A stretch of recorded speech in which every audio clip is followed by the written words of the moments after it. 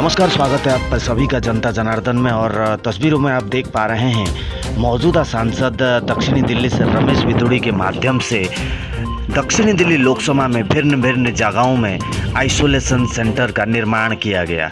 इस isolation centre का निर्माण किस प्रकार से किया गया और आने वाले समय में यानी कि आज से ही किस प्रकार से सुविधा के अंतर्गत यहाँ पर आम जनता को कोविड-19 जैसी बीमारी से बचने के साथ साथ यहाँ पर दवाई और ऑक्सीजन की भी व्यवस्था की गई है। तो आइए चलते हैं रमेश बिधूड़ी के माध्यम से क्वारंटाइन सेंटर यानी आइसोलेशन सेंटर के बारे में भिन्न भिन्न जगहों में यानी कि दक्षिणी दिल्ली लोकसभा के अंतर्गत कितने आइसोलेशन सेंटर हैं और कितने बेड के ये आइसोलेशन सेंटर बनाए गए हैं और किन किन सुविधाओं के साथ ये आइसोलेशन सेंटर चलाया जाएगा, विस्तृत जानकारी के साथ आइए सुनते हैं रमेश बिधूड़ी जी को। आप सबका बहुत बहुत स्वागत है। आज हम दक्षिणी दिल्ली लोकसभा में माननीय प्रधानमंत्री मोदी साहब, भारतीय जनता पार्टी के राष्ट्रीय अध्यक्ष जेपी नड्डा जी, उनका आग्रह था 25 तारीख को वर्चुअल मीटिंग में नड्डा जी ने कहा था कि सेवा ही संगठन। दीनदयाल जी इस संगठन को जब इसका गठन हुआ था, अंत्योदय अंतिम व्यक्ति का उदय के रूप में हम लोग सेवा भाव से काम करने के लिए राजनीतिक क्षेत्र में काम कर रहे हैं। सेवा ही संगठन के रूप में साउथ दिल्ली के अंदर ये 125 बेड के 3 जगह, 50 गलकाबाद में शिव मंदिर प्राचीन प्रांगण में, 50 महिपालपुर पुल के पास मैन पार्क प्राइमरी स्कूल के अंदर, 25 बेड का महाराजा सूरजमल जाट धर्मशाला संगम विहार जी ब्लॉक में हम प्रारंभ कर रहे हैं। आज एमसीडी कमिश्नर और हमारे यहाँ का साउथ ईस्ट का डीएम, उनके सहयोग के कारण से मैं उनको दोनों को धन्यवाद दे दूँगा। एमसीडी के डॉक्टर यहाँ पर राउंड द क्लॉक अवेलेबल रहेंगे। मेडिसिन, फूड, बेड, बिस्तर, ऑक्सीजन, कॉन्सनट्रेटर, ये फैसिलिटी सारी भारतीय जनता पार्टी के ही 3 कार्यकर्ताओं के माध्यम से हम प्रोवाइड कर रहे हैं। राधा स्वामी सत्संग में 18 तारीख को सिसोदिया साहब गए थे, कहा था 2 दिन में हम यह आइसोलेशन सेंटर प्रारंभ कर देंगे। 28 तारीख को जाकर 10 दिन में वो तब प्रारंभ हुआ जब गृह मंत्री जी को इंटरफेरेंस करना पड़ा, केंद्रीय स्वास्थ्य मंत्री जी को जाना पड़ा, दिल्ली में हाहाकार थी। ये 125 बेड का सेंटर हम लोगों ने 5 दिन में भारतीय जनता पार्टी के 3 कार्यकर्ताओं ने तैयार किया है। मेरे पास एक क्लिप है इसकी, मैंने फेसबुक पे डाला था। एक ट्यूसडे को सभी कार्यकर्ताओं की बैठक ली गई थी और 5 दिन के अंदर ये मैंने अपने मेरे ट्विटर हैंडल पे है, कार्यकर्ताओं को शाम को बुलाया था और आज 5वें दिन ये तैयार करके तैयार हो गई। अब ये स्पष्ट है कि केजरीवाल फेलियर रहा है 65,000 करोड़ के फंड के बावजूद। आज दिल्ली में अगर हाहाकार बंद हो गई है तो लोगों को बेड मिल गया आइसोलेशन के लिए, चाहे वो निरंकारी भवन में, राधा स्वामी में, चाहे सेवा भारती राष्ट्रीय स्वयंसेवक संघ का संगठन, चाहे भारतीय जनता पार्टी के कार्यकर्ताओं के द्वारा जगह जगह पर आइसोलेशन सेंटर बनाए गए। उस टाइम घबराहट में लोगों में पैनिक फैल गया था। तो दिल्ली में जो लोगों ने अपने परिजनों को खोया है उसका केजरीवाल को मैं दोषी मानता हूँ और निश्चित रूप से शोमोटो अदालतों को संज्ञान लेना चाहिए और केजरीवाल के खिलाफ हत्या का मुकदमा दर्ज होना चाहिए। वो दिल्ली का मुख्यमंत्री था। जब भारतीय जनता पार्टी के 25 कार्यकर्ताओं की टीम केवल बगैर सरकार की कोई फैसिलिटीज लिए बगैर वो 5 दिन में ये 125 बेड का कोविड सेंटर तैयार कर सकते हैं। यहाँ पर विक्रम बिधूड़ी जो प्रदेश का मंत्री, पूनम भाटी ज्वाइंट जोन की चेयरपर्सन, दीपक जैन जो संगम विहार का निगम पार्षद, महेश लोहिया, विनोद टुंडलकर, इस कार्यकर्ताओं की टीम ने यहाँ पर ये सेंटर 50 तैयार किए हैं, 50 बेड का। संगम विहार का बलवीर हमारे जिले का महामंत्री है, अरविंद जो वहां से विधानसभा का चुनाव लड़ा, और विपुल चौधरी कार्यकर्ता हमारा मंडल का महामंत्री, उन्होंने तैयार किया। इसी प्रकार से महिपालपुर में हमारे जिले का अध्यक्ष जगमोहन, वहां का निगम पार्षद इंद्रजीत, डैम्स कमेटी का जो चेयरमैन है महामंत्री पवन राठी, भूपेंद्र गुप्ता और रणवीर कंवर, ऐसे सरीके कार्यकर्ताओं ने मिलकर 5 दिन में ये 125 बेड का आइसोलेशन सेंटर, इसमें कॉन्सनट्रेटर भी है, यहाँ पर खाने पीने की व्यवस्था है, निःशुल्क दवाई 12 प्रकार की जो डॉक्टरों ने लिखी है, 14 प्रकार की, वो हमारे पास अवेलेबल है। बेडशीट से लेकर सारी फैसिलिटी यहाँ पर प्रोवाइड की गई हैं। और कोई भी व्यक्ति आकर जिसका ऑक्सीजन लेवल अबाव 86 है और 94 के बीच में है, ऑक्सीजन की पैनिक अगर उनको नजर आती है तो ऑक्सीजन के लिए हमें डीएम साहब ने व्यवस्था की है, एक गैस एजेंसी को जोड़ा है, वहाँ से हम ऑक्सीजन प्राप्त करेंगे और अगर जरूरत पड़ेगी तो कंसंट्रेटर के माध्यम से वैसे हम सेंटरों को चलाएंगे। ऑक्सीजन के सिलेंडर भी हमारे पास, हमने क्षेत्र में ही कार्यकर्ताओं से वेल्डर करने वाले कुछ ऐसे मैकेनिक थे, उनसे इस प्रकार से हमने 14-15 सिलेंडर भी इकट्ठित कर लिए लोगों से, एक 2-2 उधार मांगकर, जब तक ये सेंटर हमारा चलेगा। इसीलिए आपके माध्यम से लोगों को पता लगे तो लोगों को अस्पतालों में भागने की आवश्यकता नहीं है और यहाँ पर अपनी आइसोलेशन के रूप में बीमारी के लिए, इलाज के लिए लोग हमें सेवा का मौका दे सकते हैं। इसीलिए आपको भी आज कष्ट दिया था, बहुत बहुत धन्यवाद।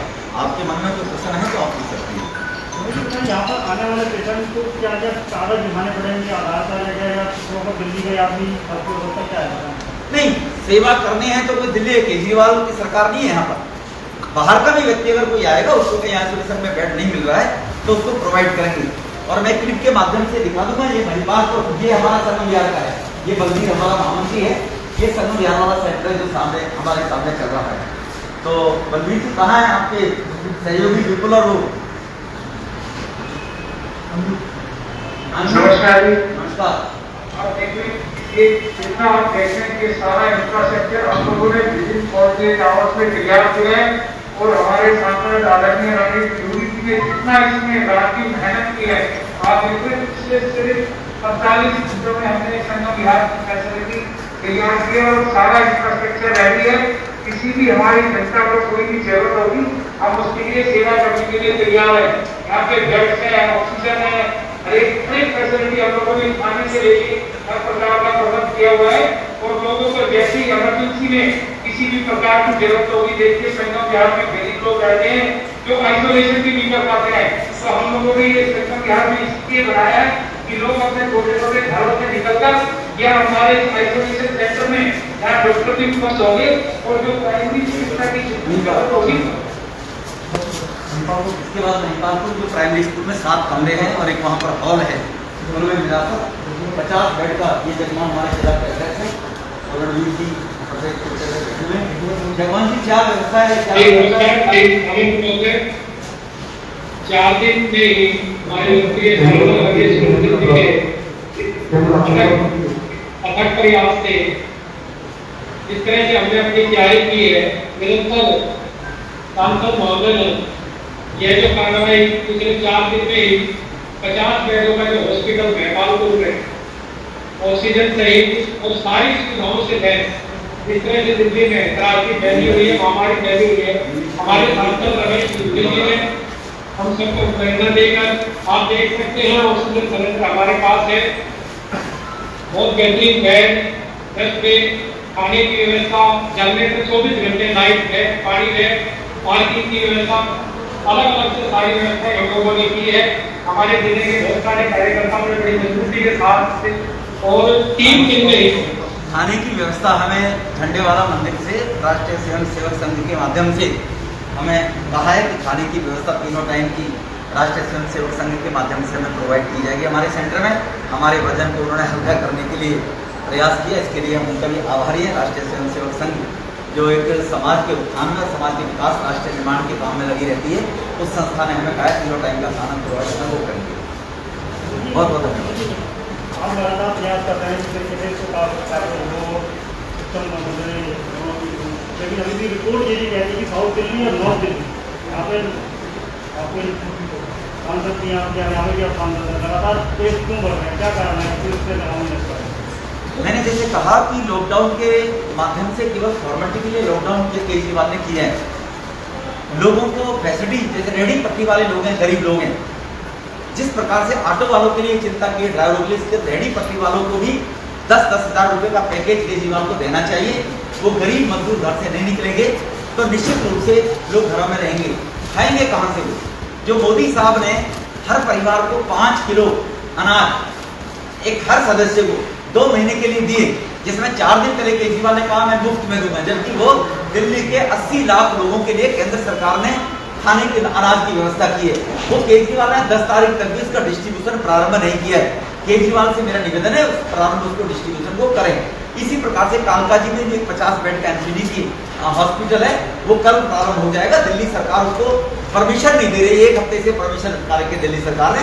मैंने परसों अपने फेसबुक व्हाट्सएप पर भी डाला, वहां पर भी कंसल्टेटर, बेड, डॉक्टर, हर चीज सारी फैसिलिटी कालकाजी में तैयार है। आप जाकर देख सकते हैं कि दिल्ली सरकार उसकी इजाजत नहीं दे रही है। इसी प्रकार से बदरपुर में जो आयुर्वेदिक संस्थान है आयुर्विज्ञान ऑल इंडिया की, उसको हम 100 बेड में ट्रांसफर कर रहे हैं कोविड के रूप में। वो डॉक्टर हर्षवर्धन ने कहा है कि मैं डॉक्टर एलोपैथी के दूंगा, उसको भी हम देंगे। तो इस प्रकार से राधा स्वामी में भी 400 बेड चल रहे हैं, जो केजरीवाल साहब ने सिसोदिया ने कहा था हम 5 दिन में, लेकिन आज तक भी वो 400 बेड रन कर रहे हैं। वहां पर 150 वेंटिलेटर बेड की व्यवस्था राधा स्वामी में हमने मांग की थी केजरीवाल से, घोषणा डर की वजह से कर दी उन्होंने कि केंद्र सरकार कभी फिर दोबारा अमित शाह जी ना आ जाए, लेकिन वो 150 वेंटिलेटर बेड केजरीवाल जल्द तैयार करे, वरना उसको टेक ओवर करके केंद्र से इंटरफेरेंस करेंगे। और राधा स्वामी में 200 बेड वेंटिलेटर का भी हम प्रारंभ करेंगे। हम 2-4 दिन, 1 हफ्ता मुश्किल से इंतजार करेंगे केजरीवाल का, वरना फिर हम अपनी हाईकमांड से बोलेंगे कि वहां पर वेंटिलेटर बेड की तैयारी होगी, इनको कनेक्ट करने के लिए अस्पताल में व्यवस्था हो जाए। प्राइवेट जो हॉस्पिटल्स हैं वो लोगों को लूट रहे हैं, वो 5-5, 10-10 लाख रुपए में बेडों को बेच रहे हैं, उनके दलाल के माध्यम से बेच रहे हैं। हम फोन करेंगे वेंटिलेटर बेड है, नहीं होता उनके पास अवेलेबल, लेकिन दलाल के माध्यम से पेशेंट जाते हैं तो उनके एडमिशन हो जाते हैं। जो 5 स्टार स्टाइल की दिल्ली में, साउथ दिल्ली में 5-6 अस्पताल है। ये भी मैं ऑथेंटिसिटी के साथ में आरोप लगा रहा हूँ, केवल राजनीति से प्रेरित होकर नहीं। मैंने देखा है पिछले 10 दिन में अस्पतालों का हाल, क्योंकि व्यक्ति हमसे फोन करा रहा है, बेड नहीं है, उसी व्यक्ति ने किसी दलाल को पकड़ा, 10 लाख रुपए दिए, उसका एडमिशन हो गया। ऐसे एग्जाम्पल हमारे पास हैं। बहुत बहुत